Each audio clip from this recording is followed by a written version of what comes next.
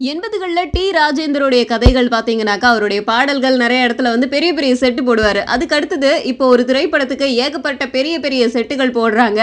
அ பொதுவாவே வந்து செட் அப்படின்னு சொன்னாலே இந்த காலத்துல நம்ம ஷங்கர சொல்லலாம். ஆனா இப்ப நான் சொல்லப்போற செட்டு பார்த்தீங்கன்னாக்கா, ரியல் லைஃப்ல இருக்கிற மாதிரியே டூப்ளிகேட் செட்டு போட போறாங்க.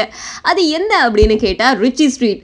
சென்னையில வந்து ரொம்ப முக்கியமான இடங்கள்ல ஒண்ணா இருக்கிற இந்த ருச்சி ஸ்ட்ரீட்ல வந்து படப்பிடிப்பு நடத்துறது அவ்வளோ சுலபமான ஒரு காரியம் கிடையாது. ஏன்னா நெருக்கடியான ஒரு இடம். அந்த இடத்துல உலகத்துல இருக்க எல்லா பிராண்டு எலக்ட்ரானிக் ஐட்டம்ஸும் கிடைக்கும். ஸோ அந்த இடத்த மையமா வச்சு தான் ஒரு கதையே உருவாகுது. போடா ஆண்டவனே என் பக்கம் இருக்கிறான் அப்படிங்கிற படம் தான் அது.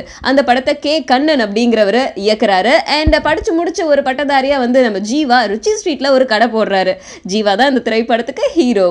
அண்ட் ஹீரோயின் யார் நடிக்கிறா அப்படின்னா, பிசாசு படத்துல நடிச்ச பிரயஹா அப்படிங்கிறவங்க தான் நடிக்கிறாங்க. கதைப்படி நம்ம பிரயஹா வந்து ஒரு சினிமா தியேட்டருக்கு பக்கத்துல இருக்கிற ஒரு வீட்ல இருப்பாங்களாம். அதனால ஸ்ரீனிவாசா தியேட்டரை ஒட்டி ஒரு வீடு செட்டப்பும் போட்டிருக்காங்க. சரி, ருச்சி ஸ்ட்ரீட்ல தான் ஷூட் பண்ண முடியாது, வேற எங்க ஷூட் பண்றாங்க அப்படின்னு கேட்டா, பின்னி மில்ல ருச்சி ஸ்ட்ரீட் மாதிரியே பல கோடி செலவுல ஒரு செட்டு போட்டுட்டு வராங்களாம். 20 நாட்கள் தொடர்ந்து இந்த இடத்துல படப்பிடிப்பு நடத்த போறாங்களாம்.